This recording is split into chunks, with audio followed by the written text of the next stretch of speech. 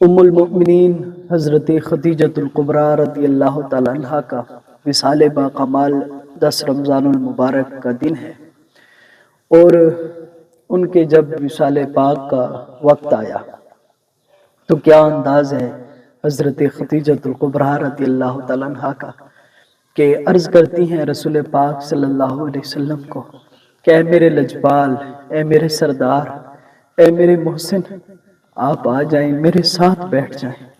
تو رسول پاک صلی اللہ علیہ وسلم نے فرمایا کہ اے خدیجہ کیا بات ہے؟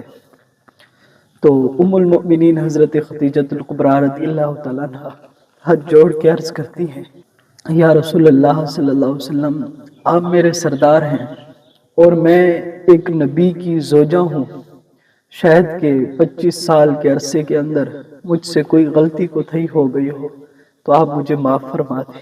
اللہ اکبر۔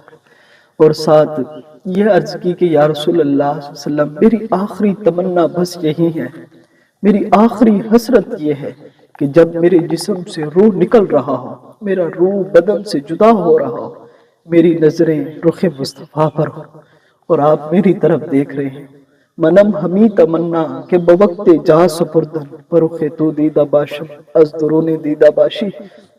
یا رسول اللہ، بس میری آخری تمنا ہے کہ جب میرے جسم سے روح نکل رہا ہو تو میری نظریں جو ہیں وہ آپ پر ہوں اور آپ میری طرف دیکھ رہے ہیں۔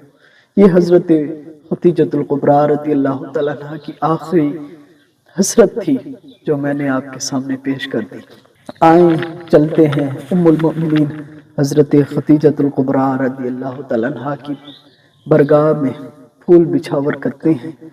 اے اللہ، ام المؤمنین حضرت خدیجۃ الکبریٰ کے صدقے ہماری ماؤں کے بھی اچھے نصیب فرما دے۔